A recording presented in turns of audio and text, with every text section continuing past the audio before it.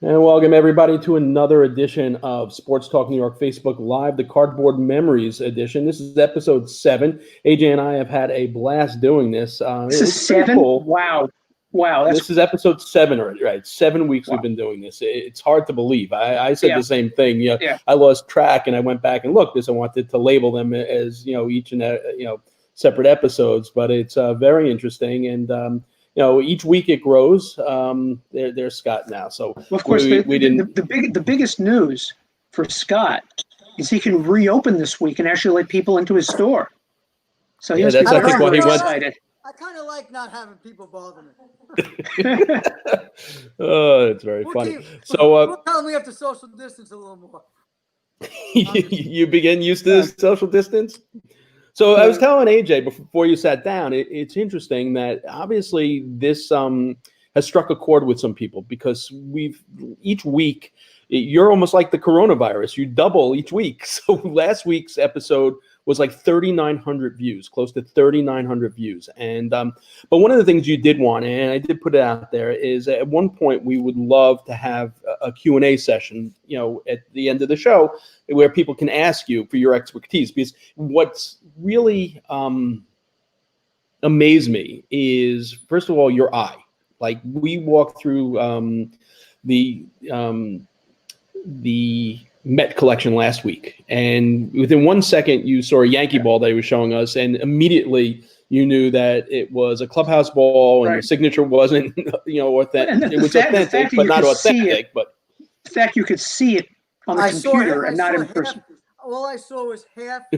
I saw an MU, and that's all I saw on the sweet spot. Right. So I knew right away it wasn't. He had said it was a '77 Yankee World Series ball. That was his first comment. And I saw Mercer. I saw an MU, and I knew it was the clubhouse version of the Mercer. So I immediately knew it had to be earlier than that. And I knew whatever. So no disrespect to him. I just knew that he didn't have his story completely straight. So if we have time later, Scott, I'm unlike Mark. I don't collect memorabilia to the same extent that he does. I do have some things. I brought one thing I have. I want to show you later. You can tell me about it. It is a ball that I got signed. I visited the Negro. You're not supposed to tell the expert what you have. If you got it signed, I just want to see it, and I'll tell you. Okay. There you go. All right. So, but what I was saying is, I know you for many years, and I know your expertise, and it's been well documented, because you've been on many, television shows because of your affiliation with JSA and knowing the signatures.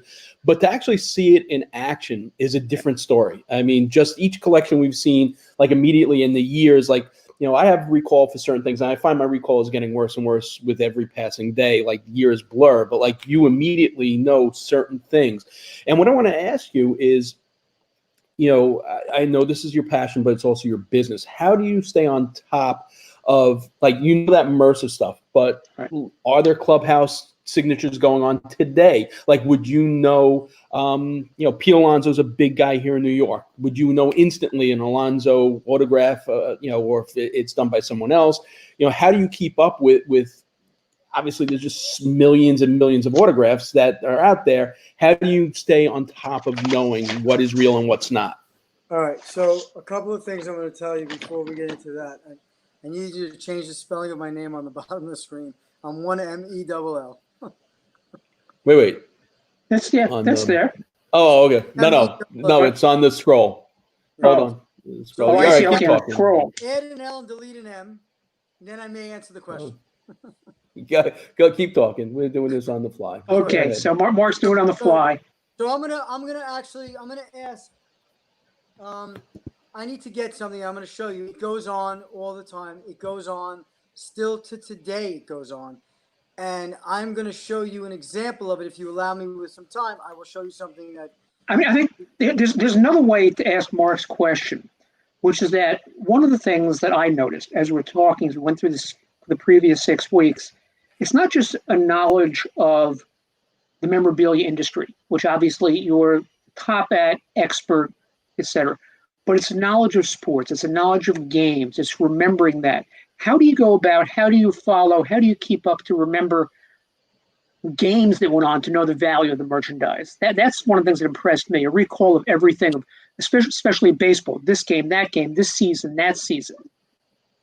It's funny because I look to Mark as Mark blows me away. So like, I know enough to, like, as a child, I was much more passionate than I am today. I love sports, but my attention span to sit and focus on a game is not what it was as a child. Like we had touched on, in our youth, especially when we didn't have the ability with social media and TV and cable as much, to have to listen to 2 games on the radio, 1 game on TV, whatever it is. Like I had mentioned that I wrote my dad notes. He would be out at a business meeting or whatever. He'd come back at 12 o'clock, and I had notes all over the stairs about what was going on in each game, because it was important for me to let him know what was going on before I went to sleep, that he would see what was going on, because we didn't have all this information at our fingertips, right? He was driving home. Right. He couldn't Google the score or anything like that. I mean, the world was different. So when I was a child, I was much more into it, and I remember those things. And I think everybody as a child is more connected as a child than they are as an adult. I just think it's whether you loved Hanukkah or Christmas more as a child, it meant more to you. Whether Mark has mentioned favorite TV shows, he's watched them today, and he's like, did I really love that? Was that really as good as it was? Why did I think as a kid that was like unbelievable? I watch it now and it's like silly, So, to answer your question, today I have to know a little bit about everything because of what I do. So I've got to just kind of be familiar with what's going on, not as much as immersed in it as I would be as I was a child. So the things that I remember as a child, and the Chambliss home run game, and falling asleep for the Reggie game, and 1980 Miracle on Ice, and things when I was 13, 14, 15, 10, those are the things that I remember because they're the fabric of my existence. The way that the fabric of your existence, the way the fabric of Mark's existence, of going to his first game and remembering the smell of the hot dog, of the scorecard that he had, not remembering you signed the one in red, but remembering almost everything else. And AJ, you talk about games that you went to and things like that, and you remember that more than a game you went to in 2012, right? Right. Well, we touched upon that in the book that we wrote about, fathers and sons in baseball. Yeah. Not only that, there will be times where I'll be on the Cross Island Parkway, in a specific spot, and remember coming home from a game with my dad and knowing that particular game and knowing, listening to the post game. And I find myself when, after covering a Met game, coming home on that same route, flashing back to specific, just like we all remember that first baseball card, the 2 brothers that were on last week that are doing great stuff for COVID with the auctions. They remembered their first card, or the card that got them, into the collecting, and that's what's pretty cool. You remember your first card too, and your pack and the year. Yeah, Dick Trzaskowski. Yeah, 1968 Dick Trzaskowski. Like this, and we actually had him on the show, which was like, very cool being able to have the guy. And I keep on saying, I remember Eli Gerba, which tells you a lot about the set that I got. That was the first card. He was an awful pitcher, but I remember the GRBA. Yeah, that's on GRBA. Yeah. Yeah, so there's a little bit of Sports Talk New York trivia. Now, Eli Gerba wrote a book. So AJ had the privilege of interviewing the person that his first baseball card, and we had Dick Trzaskowski. We had both of them on our show at different times. So that's cool. Can you get Frank Howard on? Probably could. Oh, is that your first? Yeah. Oh, Hondo. Wow. Hondo. So you had Washington Senators with yours? Texas Rangers. 1972. All right. You're younger than us. That's right. I keep forgetting. My father said he's 6'6". He's a huge man. It was raining out. I remember ducking into the car, going from the stationery store. It was a pharmacy. We were parked. It was in Long Beach. We were parked on the side, so it was like only like steps to the car. But it was raining. I went in. I like it was yesterday. Wow. All right. So this is interesting, and this is I'm kind of excited about this because for me, you get kind of narrow-minded, and you kind of just think of this as a guy's thing. But we have our first female collector, so we're going to bring Maddie in. All right, and she's a Cleveland Indian collector. How you doing, Maddie? I'm great. How are you guys doing? We're doing good. And Scott, I promise you, Maddie is going to get an A in technology today. We're going to be able to. I don't know about that. We're finally going to be able. We're finally going to be able to see things. Oh wait, we're not going to have to take now. We're not going to take Dramamine to watch Maddie do the tour. Right. Well, I'm on a laptop now, so hopefully we have just as much luck. Okay, so Maddie, first of all, Scott, maybe you should ask the question, because like, what percentage of your customers are female to male? And when I say that, I don't mean females coming in to buy for their husbands or their boyfriends or their fiancés. What percentage collectors are both female and male for you? It's not that big female anymore. I used to have some more, and it was more female. I find there's like a crossover a lot of times, but like where the female really loves it and collects it, sometimes loves it more than the boyfriend or husband. But I had more on the baseball card collecting, more of the females coming in and buying cards and boxes and packs. That's waned a little bit for me, but I feel that's a little bit more than just like a gung-ho collector that's focused. But there are. I've had some younger girls that are collecting. I have a young, probably 13, 14, 15 that's big into hockey, Ranger fan. I had another girl for a while that came in. But again, they were on the younger end, which was surprising to me. 12 to 15 that were big collectors of like the Jets, but not really adult, more on the, adult level as much. So I would say my collecting base is probably, I would say safely 90% male to 10% female, and it might be 95-5. All right. So now the perfect transition to that is, so Maddie, how did you get into your love for the Cleveland Indians? And then how did that love transfer into collecting items about the Indians? Just grew up around it. I mean, my family, they were big baseball fans, big Tribe fans. My mom's got 3 brothers. They used to go up to games all the time. They never took me as a kid, which I understand because I was a little bit of a hyper child. But yeah, I finally actually went to my first game in like 2012. I always loved watching on TV, but actually going and being part of the experience was like mind blowing. I had moved up to Cleveland in like 2009, and then I moved back to the Columbus area in 2017. So actually 2016. So I was up there for the World Series run, the playoff runs, and just it was so electric being there. And I just kind of got into like collecting a couple little things. My uncle's a huge collector. Once I bought a house back in Columbus, I was like, okay, I want this room to be my shrine to the Tribe, which is kind of intimidating to a lot of men. But luckily I found one who is a huge, he's a Reds fan, but he's still great. He knows everything about baseball. I have a couple things from his collection too to kind of show off. But yeah, most people come in the room and they're like, this is overwhelming. But once you found the one, it was kind of nice. It's interesting that a man would find that. See, I don't know. I wouldn't find that intimidating at all. I would think that's the coolest thing in the world. It's like, right? Yeah, I mean, he definitely liked it. We met just before Thanksgiving, so I actually had my Christmas tree up and it was all tribed out. I actually took top loaders and taped ornament hooks to the back, and I had baseball cards on my tree, a ton of ornaments, the red and blue lights. So he thought that was kind of cool. There's a little Santa card, You have that?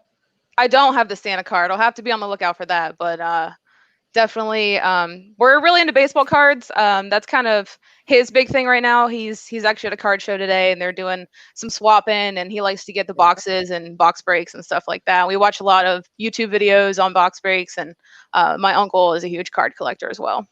So they're having shows now where you are? That's what I said. I couldn't believe it. We couldn't believe it. Do I have anything to show off? So what you said?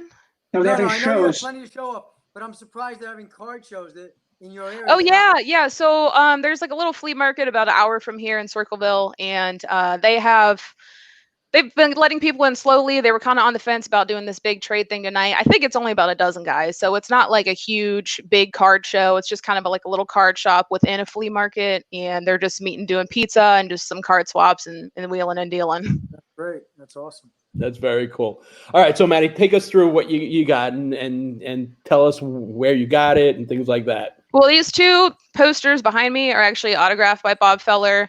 My uncle gave me those. I do have a couple cards. I have a lot of things are autographed, but it's things that I've taken to games or like Tribe Fest, things like that, and got autographed myself because I'm real big on the experience as well. But I did get this hat that was signed by most of the 2016 team. Just something my uncle came across and kind of gave me. He also came across this like older photo album. I'm not sure the year on it, but it's got like all the actual pictures, and then behind each one is like a little write-up about each player. Those the maker on that is let me see that. Can I put it a little closer? The maker, the manufacturer, is that a? It's Ohio's Gas. That's the spot, like, an ad. So all right, let me see. Mark, that's like your sister to the Sitco. Yeah. Right. But that seems older because it's all black and white. And look now. Yeah. Now, did I see Camilo Pasquale there? right, and that's also like lift up, which is pretty cool. Yeah, it's pretty neat the way. I mean, I normally have it on the wall, but I took it down obviously to show you guys. Where's that? I apologize that this light is so bad. Let me see. That's the early win. This is this is early win. We've got Jim Busby, Gene Woodling. Kind of. Wow. I don't know if you'll be able to see. So that could be. Yeah, Scott. How could you have a better name as a pitcher than Early Win? Early win, right. Early win. Right. Fun fact, my great-grandfather actually hit a home run off of Satchel Paige around the local area here way back in the day. Really? So, yeah, so it's kind of neat. You know, my mom and I went up to Cleveland and checked out some of the old fields and stuff. So we kind of have like a big connection with that. But like ball playing just like ran in our family. He was a lefty and they called him Lefty, ironically. So did you ever go to the Mistake by the Lake? No, I've never been to the Mistake by the Lake. I do have a couple cards here. I got like a Len Barker rookie card that actually got autographed last year. I have a couple Clev rookies. I do have one that's autographed. Cool. I got a Kenny Lofton rookie card. Love them. That I had also got autographed at Tribe Fest. All-Star game last year. Sandy Alomar Jr. was my favorite player growing up. I'm 31, so like 95, 96, 97. I was a little kid. I got a couple Manny rookies. I think he beat Mariano Rivera in '97, and that was right. Isn't he the one that beat Mariano? I believe so. I believe so. Yeah.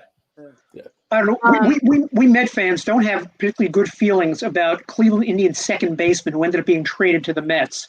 The Sandy Alomar and this Carlos Baerga. Right. Yeah, we actually went to the All-Star festivities last year. We met Sandy Sr., Sandy Jr., and Roberto. So we had like the whole trifecta, but we only got the autograph of Junior. But that was big for me because that was like my childhood hero. I got a couple like recent player rookies. I mean, Trevor Bauer was traded, obviously. Lindor's rookie. Yeah, he's great. Baerga. Let me grab a whole stack of these. I got a couple Naquin. He's kind of like becoming one of my faves. There's like a jersey card I got. A couple Jose autographs. Those I just came across. I actually have a really giant flag. I don't know if I can maneuver this laptop or not. If it's actually signed by about 40 players that I got up on the wall. Do you have any? Can anyone hear me? The old pennants. I see you have pennants up there. Are there any vintage ones? I do have a couple older ones. Let me think. They're on my ceiling, unfortunately, but the logo's tremendous. Yeah, there's a couple older ones. We actually went to spring training last year and found this huge flea market in Goodyear, and I found an old pennant there. I do have an old card of Larry Doby. I'm not sure what that's worth. I don't know if I'll be able to get a good. So you know what's Larry Doby famous for? Oh God, don't ask me. I'm not too good with trivia. I don't know if you can see it there. I'll help. Larry Doby was the American League's Jackie Robinson. Gotcha. Correct. First black player to play in the American League. Correct. So I'm not sure the value on that guy. That is it. Was that 1950? This is 1950. Yeah. Depends on. It's hard to see. Is it something? Is it sharp? Yeah, it's not in the worst condition. I mean, there's a little bit of damage on the up right-hand corner. I don't know if I can get it in there or not. You can see a little bit of crack, a little bit of a fold. His rookie was what year? Is that his rookie's before that? He was like a year or two after Jackie Robinson. So Jackie was 47. He's probably 48. 49. Yeah, and that's a 1950. So that could be a rookie. He might have a 49 rookie. I'm not sure. He might have a 49 rookie. It's probably a $35 to $50 card. I thought this was kind of. Guys, I don't know if you can hear me. We can hear you fine, Mark. Yeah. This is just like an old giveaway they had in 1974. I picked that up at a flea market. I thought it was kind of neat for a million fans. That's great. I don't know. I just like picking up kind of I had never seen one of those before, so I had to snatch it up.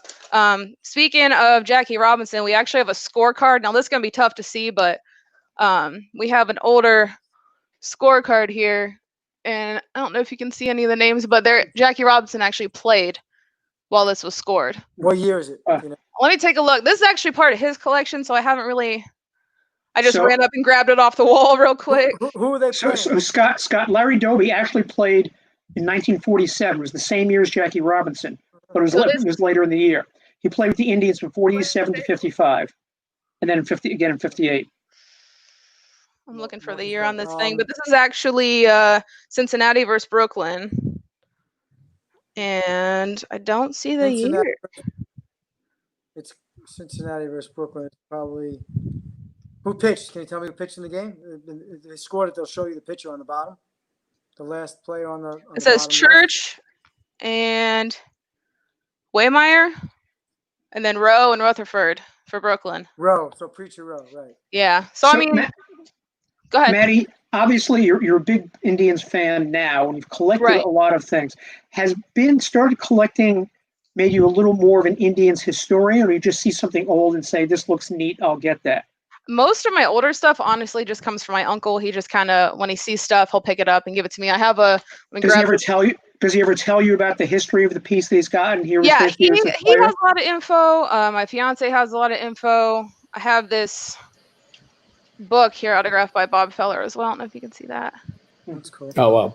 That's very cool. I mean, it's like pretty old, but we do watch like in a lot of baseball historian stuff. But yeah, for me, being so young, it's hard for me to like retain everything from back in the day and still keep up on all the current players, especially all the crazy stats they have now. I got this little mini pennant. I'm not sure.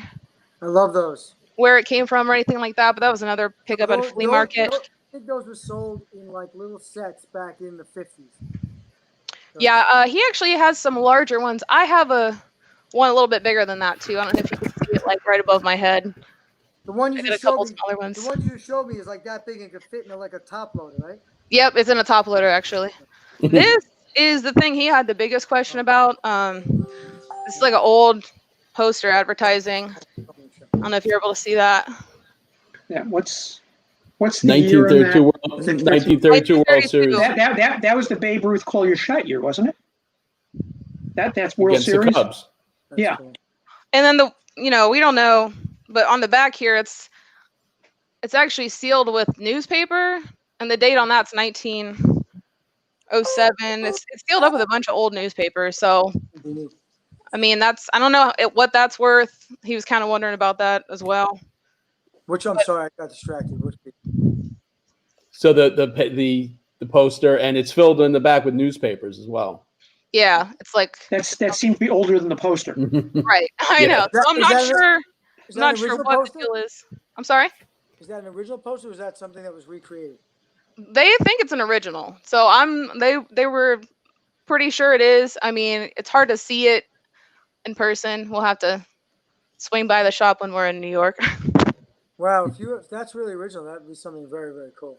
Right. I mean, it's in fairly decent condition. You can see the tears on it in the corners and where they actually had the push pins. I don't know if I can get a good shot of that or not. No, not with the glare. Unfortunately. Have you had it in your hand outside of the frame? No. See, you can see like down at the bottom there where the push pin actually was. What's the size of that? Oh, this is probably like 18 by 20 maybe. I don't know. It's pretty narrow on the sides or on the bottom. I mean, so I'm not sure. I'm not sure the size of it. I think we have it in a 16 by 20 frame right now. That's awesome. Or maybe 18 by 20. Very cool. So that's kind of like, that's a recent pickup for him, but that was kind of his favorite thing. But for me, I like collecting, but it's more about the experience. I like this old stuff. Like I got a bunch of old programs. We like looking through those and seeing all the old advertisements and like how much game costs to go to, how much you could stay in hotel for, all that kind of stuff. It's kind of really fascinating. I wish it was still like that. You probably we were talking about that last week. $20 you could go to a game, stay at a hotel and everything. Oh yeah, it was so cheap. Yeah, we were talking about that last week. just looking at the cost of souvenirs in the back of the programs when AJ had the one from 72 or whatever. We're talking about that. Yeah. Very cool. 65, yeah, for sure. I think it was. Yeah. Yeah, Yeah. 60 or 62. You have anything from Frank Robinson, who became the first player manager, like the first? I do not. African American man. My fiance does. He's got a couple. Frank Robinson. We actually have some newspaper articles about it, so we have those framed upstairs in his sports room. He wants to kind of combine collections when we get a larger house, but I don't know about that. I think he played also. I think he was a player manager. Yes. He was. Yes. Yeah. Yes, he was. Absolutely. Yeah. So it's interesting. So you're thinking of combining it, but you don't want to. You want to keep them separate? Yeah, I mean, we can combine, but I want to keep, because he collects, I mean, he's got Ohio State stuff. He's got Blue Jacket stuff. He grew up in Cincinnati. He's got a little bit of Bengal stuff, but that's not really his favorite. But he's got tons of red stuff, which is fine. But I like to, because for me, like it is, there's not a lot of female collectors. I don't want people to think this is all his stuff that he had and has brought in. Like, this is my stuff, you know what I mean? So here's an interesting question from Sal. He says, since the National Sports Convention is there almost every third year or so, do you guys attend it since it's in your backyard? And then it goes on to say, and what do you look for when you're there? We have not attended yet. He wanted to go this year. I don't know. We were actually thinking about going to Atlantic City because there's a giant sports baseball card show out there, but they're rotating between Chicago, Atlantic City, and Cleveland. So we were probably going to wait and go when it hits Cleveland again, or possibly Chicago because we do have family up there too, but never been to the National Sports Convention yet. It's quite overwhelming. Yeah, it seems like it. That's the thing, is just kind of knowing what you're going to buy. Like, he enjoys catalog and everything he has, especially the cards, because he has so many. So he's got spreadsheets on spreadsheets of everything, and he kind of knows what he's looking for more than me. Like, I just kind of search for the players I grew up liking, current players I like, stuff like that. Anything that I think is interesting, like that little change purse and those little mini pennants, just things that look cool, in my opinion. Right. Yeah, I agree. That's what a real collector is to me, more than buying a baseball card and speculating it's going to be worth money today, which, like I've said many times, there's nothing wrong with it. But the real vintage stuff, the collectible stuff that you look at, that a logo that doesn't exist anymore, Right. a mascot that's not allowed. I have actually a couple. Let me grab this off my wall. That's kind of interesting. Speaking of logos.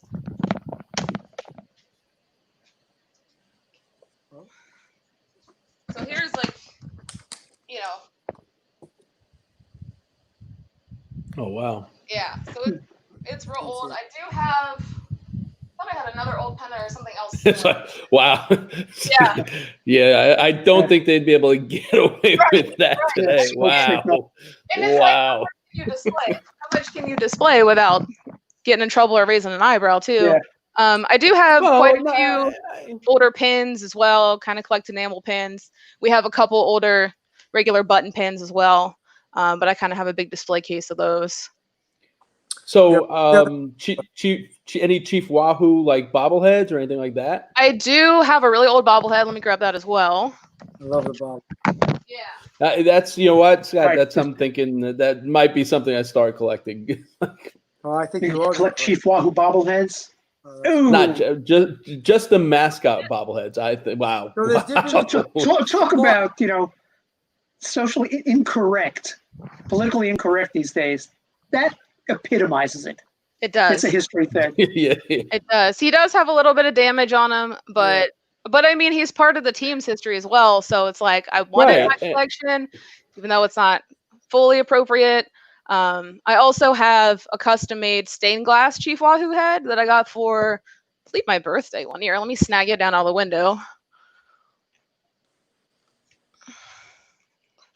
So that's cool. Oh, that's beautiful, actually. That's actually very. Yeah, it's really cool. Everybody's like wanting to buy one, but did somebody make that? Like an independent person make that? Yeah, my sister knows a lot of artists. She's into a lot of art things, and she actually knows somebody who does like full stained glass windows, like door replacements, everything like that. And she like showed them what I would be interested in, and I think her and my parents went in on that for my birthday one year. So it is firmly up in the window, and the light coming through. It's pretty neat. I came across like an Indians wind chime with the Wahoo on it as well. Another flea market. I'm trying to see if I have anything. There's just so much in here. It's kind of overwhelming, even for me. I do have a lot of the newer baubles. They did have like a vintage reproduction bauble last year that is really cool that I had to have. kind of like, and my uncle actually has almost a whole set of the original ones of these. So that's kind of his mission right now. Is to So, Maddie, does this room have another use, or is it just your personal museum? Currently, it is actually his workspace. He works for an insurance company, and he's been working from home since March. So I'm actually sitting at his desk. My desk is over here. I do have like a little YouTube channel to help other Cleveland Indians fans know things. Since I'm a season ticket holder, I kind of promote other things that they do, like the best way to score tickets to this, or you might not know about this promo they have going on. So I kind of like shoot those videos in here, and I do have a walkthrough on there of my office a couple of years ago, but usually it's just kind of, you can just come in here and sit. I'd like to put a TV in here, but I'm running out of wall space because behind me, that's actually a closet. So I can't put too much on there. And in front of me is a big bay window. So I only have very limited wall space at the moment. That's why I got my pennants on the ceiling around my light switch. Very cool. Okay. Awesome. Maddie, we really appreciate it. This is very, very cool. Well, thank you guys for having me. I had a great time, and I appreciate, your feedback on some of the older stuff that my fiance has, and a couple things I got. One last question. Do you have any Jim Thome stuff? I do, actually. We went to his All-Star, the game where they inducted him into the Hall of Fame. They had that whole spiel. I do have a couple cards. I actually just got a helmet that he bought me for Christmas. So it is autographed. I have not. Go ahead. Do they love him there? Is he loved there? Like, is he loved? Is he loved in it? Is he loved there? Like a Don Mattingly would be loved here, or an Aaron Judge. How do the fans love him there? Do they love him? They do love Jim Thome. I mean, he's kind of a friendly guy. That's what I love about the Indians. I feel like so many of them actually give back to the community. He's like super oriented with his son too. He's a very good family man.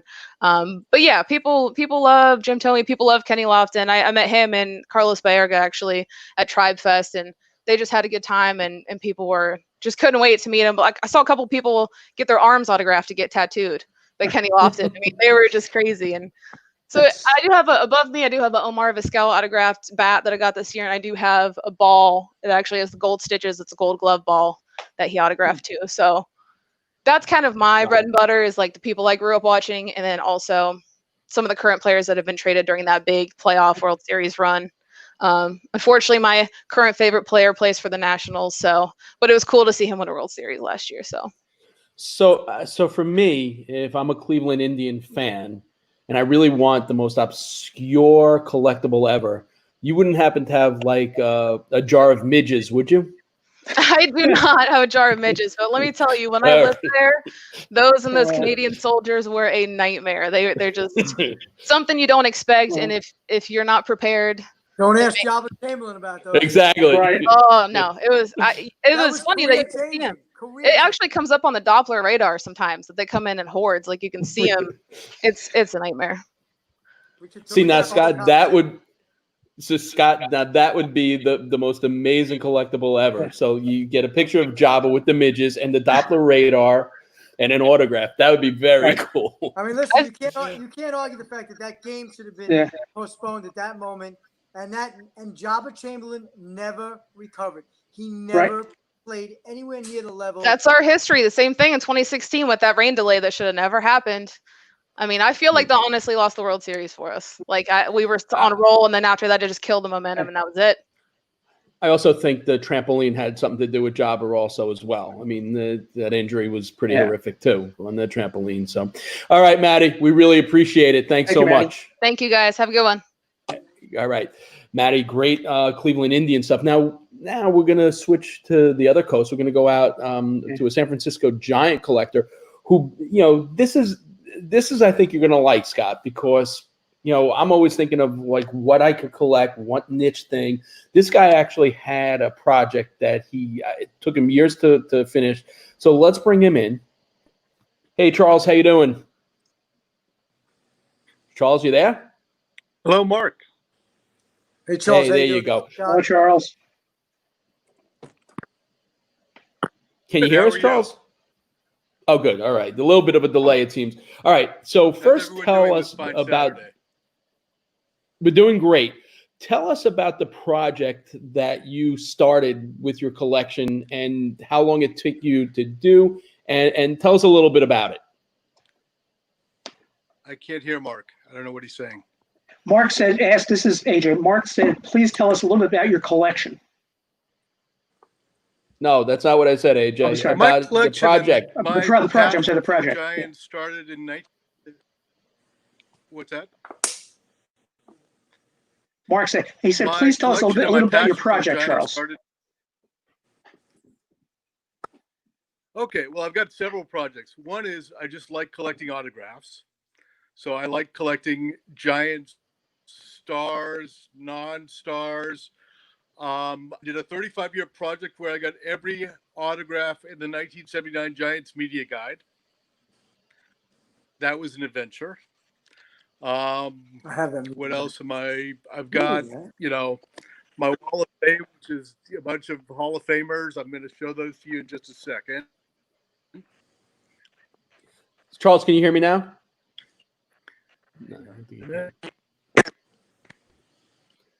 Hold on one second. Charles, you know Nathan? He's related. There we go. Okay. So here we have my all-time favorite player was Willie McCovey. I saw him at the end of his career, but I thought he was spectacular. I went to Cooperstown in 1986 to see him get inducted into the Hall of Fame. That was a fun trip. AJ, ask him to go a little closer. Who else do I have up there? I have Hank Aaron. I have Juan Marichal. I have two Willie Mays autographs that I got in person. I've got Gaylord Perry and Orlando Cepeda. And then on the other side, I've got Bobby Thompson and Ralph Branca. Sadahara O, the Japanese home run hitter. And Mike McCormick, who was the Giants' first Cy Young Award winner.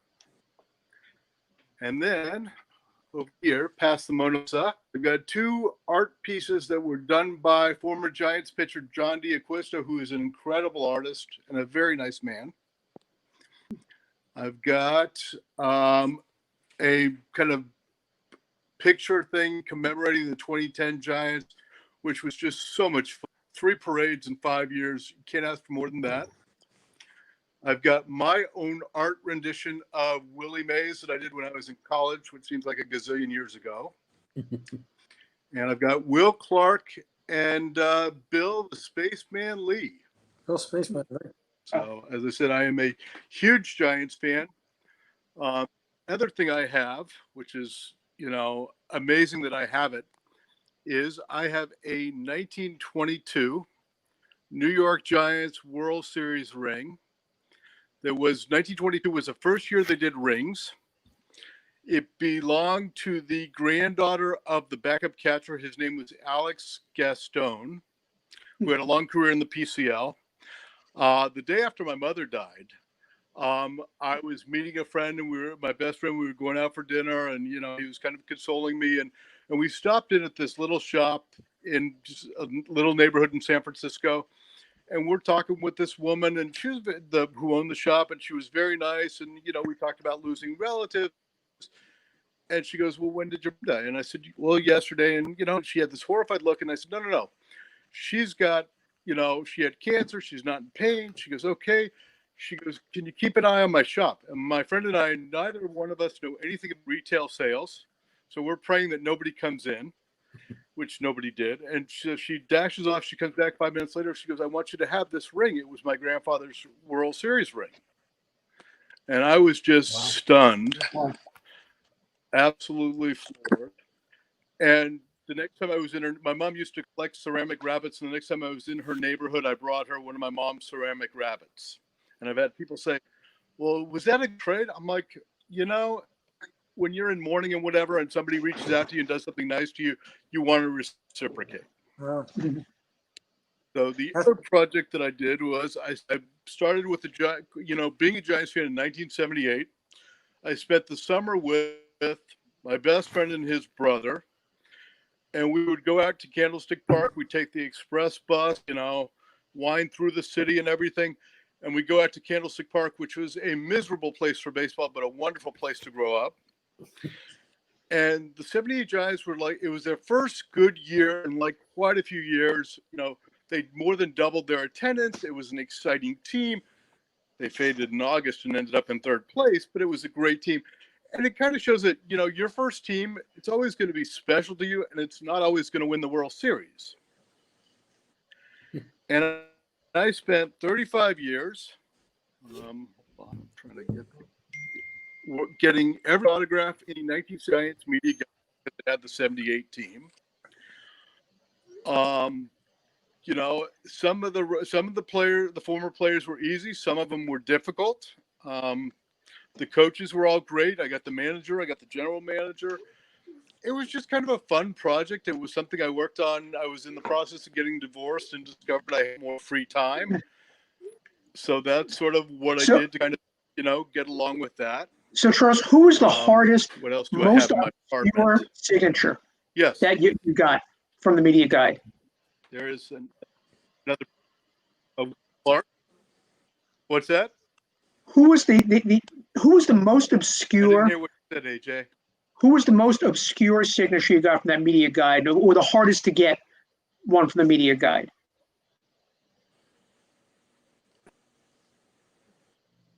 The most obscure guy. I would say there were like several minor leaguers. One of whom was Mike Rex, who was a minor league second baseman, who I emailed, and I called him, and I got no response back. He was a middle school teacher in Oregon. I talked two of my friends into driving up there with me. So I rented a car, picked them up. We drove all the way up.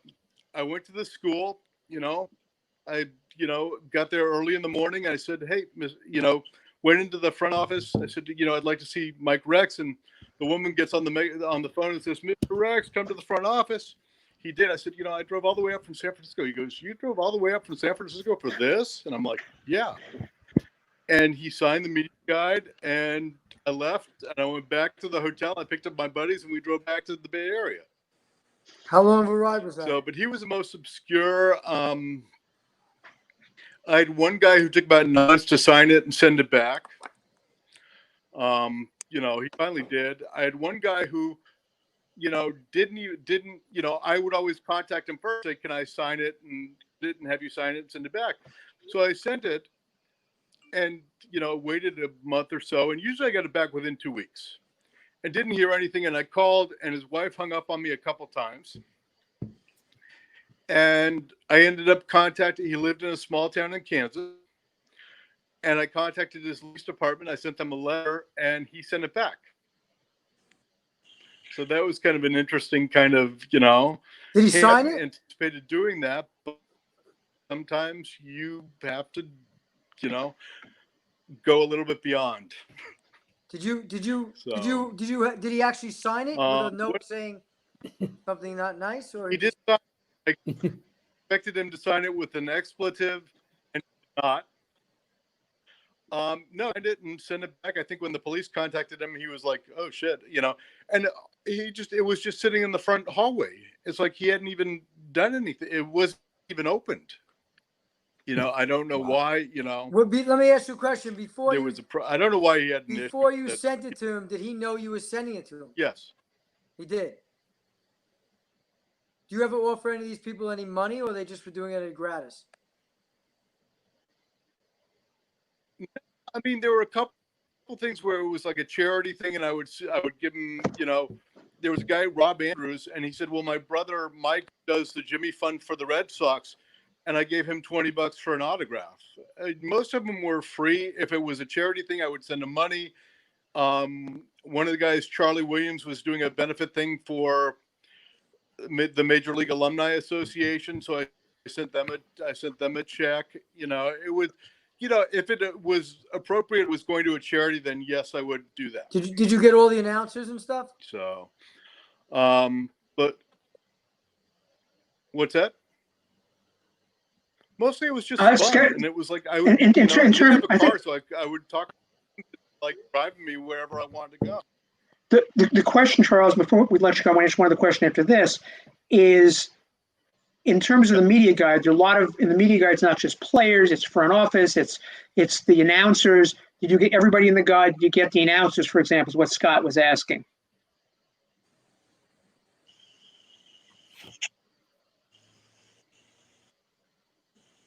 Yeah, I'm not sure he can hear you either, AJ. So there's all right, issues. yeah, So it seems to have some issues. All right. Evidently, there was a lag. He couldn't hear me. I don't think he could hear you. But Yeah, interesting. I think, but that's a project. I mean, that's the same thing. So the other day, I would, I'm because of the show, I've been starting to think, Scott, of different things that I could get. So I was thinking of maybe going back and getting, I have tons of programs from 8 years old, from when I was 8 all the way up to, current when I went to the games. I was thinking of filling in, getting a 1962 Met program, 63, 64, 65, 66. The 1962, those programs from 62 were, pretty expensive. Holograms, that's why. Well, I have one, as you remember, signed by Cookie Lavagetto.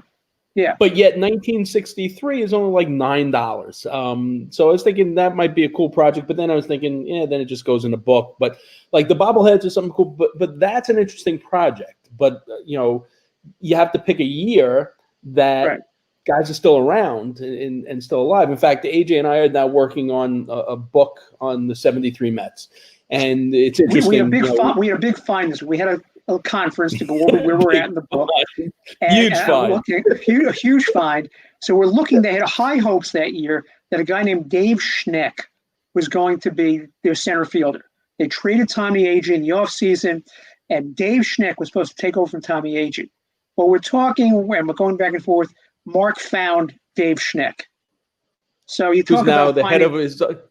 But here's the interesting. So Dave Schneck is also, he's now a waterproofing contractor. But he never played for the Mets, right? Well, no, he played for the Mets, but this is why you don't know, Scott, because interestingly enough, Dave Schneck played for the Mets for 3 years. I was on the Mets for 3 years. There is not one Topps baseball card of Dave Schneck. He does not appear in a Met uniform. And I Googled, I think there are 4 other players that played for the Mets that don't appear on a baseball card, which is interesting. But so like, guys, like just now with the internet, it's, I don't know how long ago he started that 79 project. Now with the internet, you could probably, so it looks like, Theodore shows up in Don Hahn. Oh, that's just the outfield of that year, Theodore Hahn and Schneck. But you can find people a lot easier. But the thing is, it's very difficult. Cleon was in the outfield that year, and Rusty. Cleon Rusty with 2 corners that year. But you got the Felix Millan. Wasn't John Milner was on that team, right? John Milner. Yeah, John Milner. Phil Cavarretta spent the spring teaching John Milner how to play first base. He's primarily an outfielder who's going to be their first baseman that year. Teddy Martinez. But even like Teddy Martinez. But even a project like that, if you take a look, 1973. Granted, it's many years ago, but even 1979, like a project like that is wrought with a lot of complications. Like the 73 Mets right now, if you had not started back in 1973, you can't do that anymore. Because John Milner has passed away, Tug McGraw, there's a lot of guys that aren't here anymore. So, that's a hard project now. So it's very interesting. So we did want to open up to Q&A, So let me, while we're waiting, let me show Scott the ball. Right. Okay. So here's a ball that was signed by several. Oh, he didn't want you to tell him who. Don't even tell him anything. Okay. There's let's do the way to show. Here's part of it. I need to. Okay. So I see Buck O'Neill. Okay. Faded a little bit. So that's probably, I can't see. That's probably, turn the ball around. Okay. Flip it over. Okay. What kind of pen is it? What kind of pen is that? A marker that's faded? Like it was a marker. Yeah, they're markers. So that's a Negro League ball. That is a Negro League ball. There are like 5 signatures on it. I can identify 3 of them. Buck O'Neill is one. Connie Johnson was another. He was a pitcher, actually played in the major leagues. Did you get lessons from Nathan? What? And Herman Doc Horn. Tell you what? Did you get lessons from Nathan? Nathan, okay. Are we going to see your Beanie Babies next, AJ? No. Herman Doc Horn. What's on your ceiling? I see something. But it's a fly. Okay, Herman Doc Horn? Okay. Herman Doc Horn, yes. There are 2 others I can't figure out who it was. So. And show them the insignia. You have it's on a Negro League Museum ball, right? Negro League Museum. Okay. I see. I mean, the story behind the ball, Scott, is that I was at a conference about 20 years ago in Kansas City. And the cocktail party for the conference was at the building that half of it is the Negro League Hall of Fame. The other half is the Jazz Hall of Fame. So you got to go through, pick which museum you wanted to go through. And at the end, they had people to sign the balls.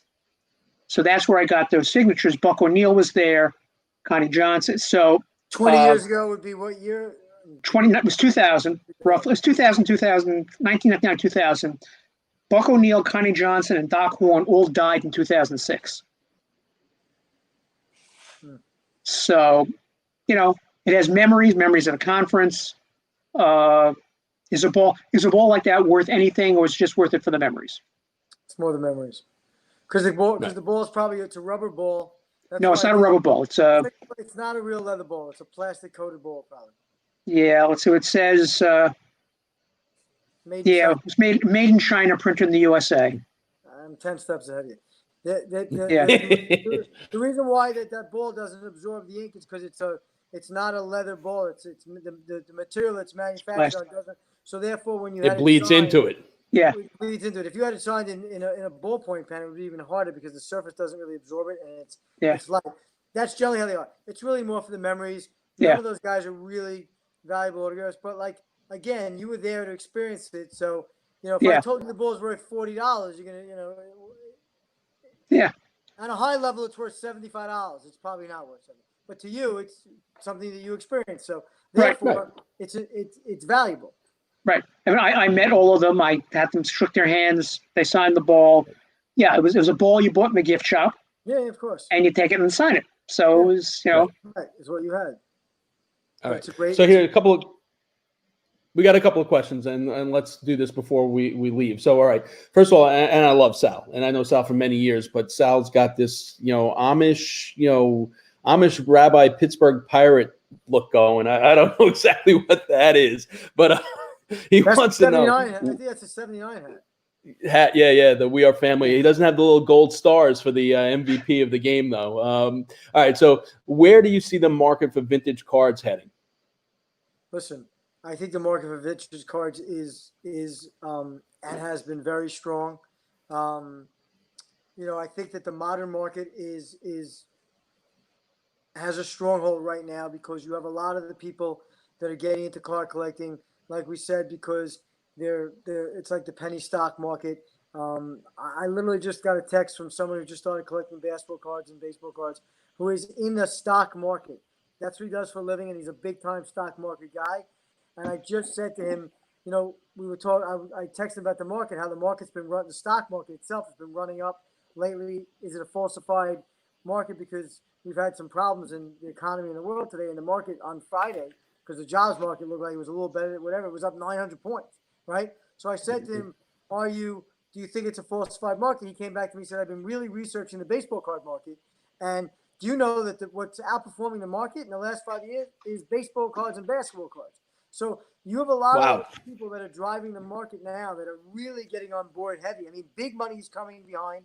You don't have a lot of like we said, the gamblers that can't gamble on their sports games who need a fix, who are now, in these break rooms and buying the stuff and buying and selling and trading the market. So, I think that I'm going to get to his old question because I think old is always, here to stay. And I think sometimes new is kind of like the musical chairs, it's hot for a minute and then the guy gets hurt, whatever, when you go step. So getting back to Sal's question, I will always believe in the old. I will always believe in the vintage, but you have to remember that it's the condition that will really end up being a huge factor in any paper, ephemera, collectible that you have. Paper is always based on condition. You can have a Mickey Mantle card that you just want to own that's a 1965 that's worth $100, and you can have one that's gorgeous with centering, with corners and sharp, and it'd be worth $2,500. So, yes, the old market is going to be strong, but it's really going to be based on condition. So, yes, I mean, I think that if anything is going to stay, it's going to be the vintage market. So you asked a question earlier, Scott, in terms of the poster for the 1932 World Series. Is it worth more because it shows a little of age to know that it actually is real and has been out there? Would you suspect something that's in absolutely pristine condition? And how do you figure the value of that? Well, no, listen, you're asking me like a roundabout question to know, to feel secure that that it's real, because you kind of want to see that. Well, I'm going to circle back a little bit on where people make things to feel like they're old, and they put stuff on whatever to make them give that. You can go to a flea market and someone goes, it's real. They kind of dirty it up a little bit, whatever, and then they sell it. So online right now, if you're not savvy, there are more bad and fake vintage Gaudy baseball cards, tobacco baseball cards that are made to look like they've been through the war, and they've got rounded corners. They look vintage, and they're sold, and it's all over the place. I had somebody walk in my store like a week and a half ago with like a stack of vintage cards that, I'm like, you can't fool me. You're going to fool people on the internet when they can't touch it, see the texture of it, but it's going on all the time. So you would think that would be able to give you an answer to your question, that because it has holes in it, as wear. Yeah. It might not, but and then the second part is, if it's really in mint condition, it's really original, authentic, it's going to be worth a lot more money if it's in great shape than if it's not in great shape. Right. But I understand your question going, does it make you feel a little more comfortable going, it's got some hope, like, so that, but the forger and the person that's selling vintage stuff wants to make you feel that way. So you in your head go, it's not going to, no one's going to sell the stuff like that and go through the trouble of doing all this to damage it. Right. All right. Another question from the chat room. Hey, Scott, thanks first for the Brooks Robinson signed comic book. My question is, what year, because you mentioned this last week about the Mickey Mantle, did Mickey Mantle change his autograph? All right. So that's a great question. So Mickey Mantle, his autograph kind of metamorphosized for a number of years. And everybody knows that the early Mickey Mantle, the 51, 52, is very, almost like print-like and very like childlike in the way that he wrote. It is very, very different from where the autograph, evolved in.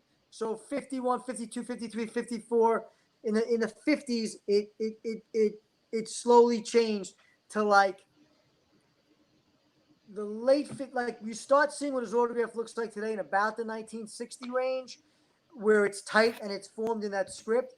And then I would say his autograph until he died in 95, pretty much around the early 70s to 95, remained what everybody looks at as the Mantle autograph that they see today.